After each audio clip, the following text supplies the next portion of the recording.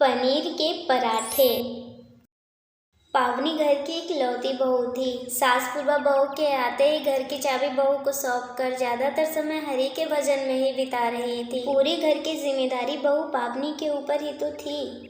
महीने का बजट हो या शादी विवाह में दिए जाने वाले उपहार, सब पावनी को ही मैनेज करना पड़ता था। पति पवन भी महीने के 1 तारीख को अपनी सारी तनख्वाह लाकर पावनी के हाथों में रख देता। उसके बाद सारे परिवार की जरूरतें और पसंद का ख्याल रखते हुए पावनी को घर का खर्चा चलाना होता था। मम्मा, कल मेरे लंच बॉक्स में क्या दोगी? बोलो, क्या खाना है मेरी रानी बेटी को? मम्मा प्लीज़ पनीर का पराठा बना दो ना। अच्छा ठीक है, बना दूंगी।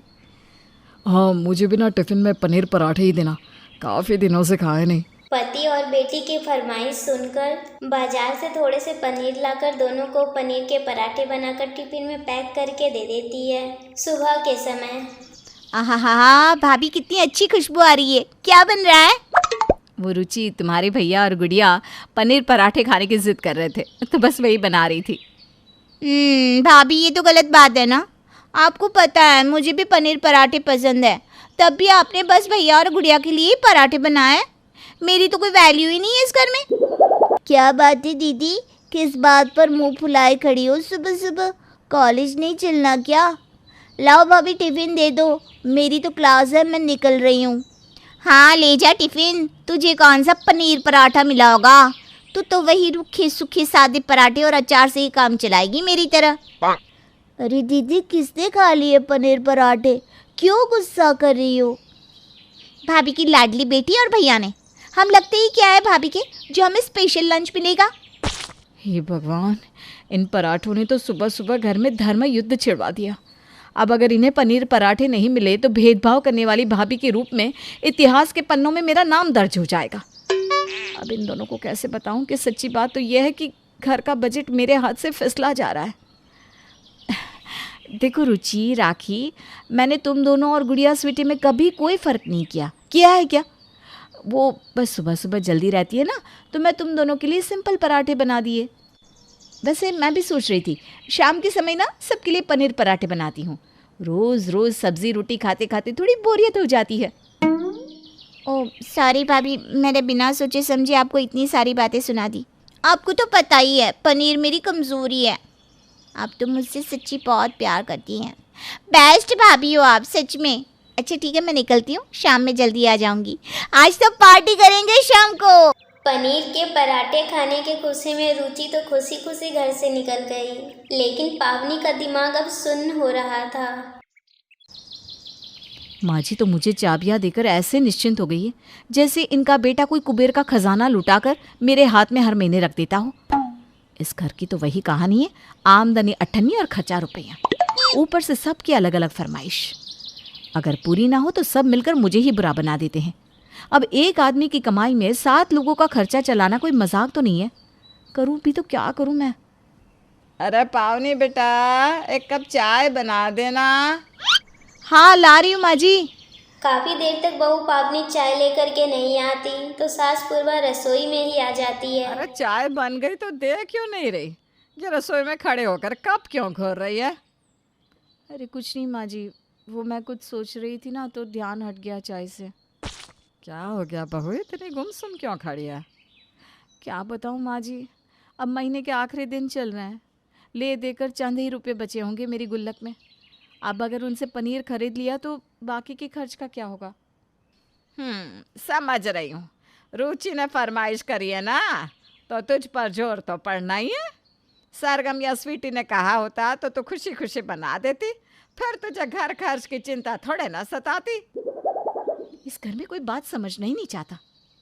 माँ जी ने खुद बरसों तक घर चलाया, जब वही बात समझ नहीं रही तो किसी और से उम्मीद करना तो बेकार ही है। सासू माँ को चाय देने के बाद बहू पावनी थैला लेकर बाजार की तरफ निकल जाती है। मोल भाव कर कर सब्जी, फल और पनीर लेकर वो दोपहर तक घर चली आई। बहू ले आई सब्जी?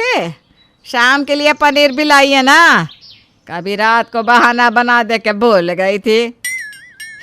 माँ जी आप है ना मुझे याद दिलाने के लिए, आप कोई बात मुझे भूलने कहाँ देती है। अब सुबह से 3 बार तो ताने मार कर याद दिला ही चुकी हैं। बस समझिए आपकी कृपा से सब काम चल रहा है। बहू मुझे ऐसा क्यों लग रहा है कि तू मुझे ताने मार रही है? ये तूने मेरी तारीफ करी या टॉन्ट कसा है? अरे अरे माँ जी, मेरी इतनी मजाल कहाँ कि मैं आपको टॉन्ट मार सकूं। मैं तो बस ये कह रही थी कि आपकी कृपा से ही तो ये घर चल रहा है। आप ही तो मुझे समय समय पर मार्गदर्शन देती हैं, जिससे मैं घर को अच्छे से चला पाती हूँ। हाँ वो तो है।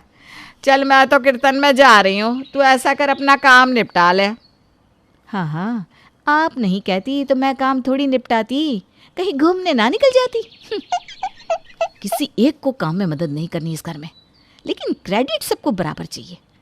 अब माँ जी को ही देख लो, काम करना हो तो हरि भजन के नाम पर दाएं बाएं हो जाती है, बाकी तिरछी निगाह से नज़र हर बात पर रखती है। कोई चीज़ इनकी नज़र से बच नहीं सकती। खैर शाम हुई और पतिदेव के साथ साथ प्यारी प्यारी ननद रानी भी कॉलेज से घर आ गई। रोज 9:30 बजे तक डाइनिंग टेबल पर नजर न आने वाले लोग आज 7:30 बजे से ही डाइनिंग टेबल पर बैठकर भूख लगी है का शोर मचा रहे थे।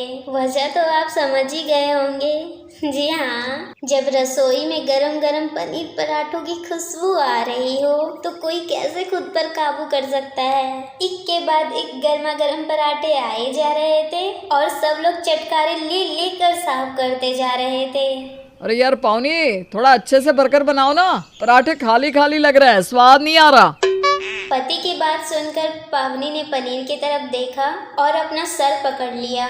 यहाँ मैं ये चिंता में हूँ कि इतने पनीर में सबको पूरा कैसे पड़ेगा, और एक ये पतिदेव है जो और पनीर भरवाने की डिमांड कर रहे हैं। क्या करूँ अब? आइडिया, ऐसा करती हूँ, प्याज और बंद गोभी को बारीक चॉप करके पनीर में मिला देती हूँ। थोड़ी स्टफिंग भी बढ़ जाएगी और कम पनीर में काम चल जाएगा। दिमाग में आइडिया आते ही पावनी फटाफट चॉपर में बंद गोभी और प्याज फटाफट बारीक चॉप कर लेती है और पनीर में मिला लेती है। पवन के अनुसार कहे जाने पर अब वो खूब सारी स्टफिंग डालकर और करारे पराठे सेककर डाइनिंग टेबल पर पहुंचाने लगती है। पावनी ने सब्जियां मिला तो दी थी, लेकिन उसके मन में डर भी था कि कहीं उसकी चालाकी पकड़ी न जाए। लेकिन ये क्या, सब्जी वाले पराठे तो सभी लोग उंगलियां चाट कर लगे। आज कौन से शेफ की रसोई देख ली तूने, जो इतने बढ़िया पराठे बनाए, मजा ही आ गया। हाँ भाभी, सच में आज तो मज़ा ही आ गया। सच्ची पेट तो भर गया लेकिन मन नहीं भरा। पावनी, लगता है सुबह तुमने बेमन से पराठे बना कर दिए थे। ऐसा क्यों कह रहे हैं? मैं तो हमेशा मन से ही बनाती हूँ सब कुछ। नहीं, सुबह वाले पराठों में वो बात नहीं थी जो अब वाले में है। अरे नहीं, ऐसी कोई बात नहीं है, बस मैंने थोड़ा अलग तरीके से बनाया है।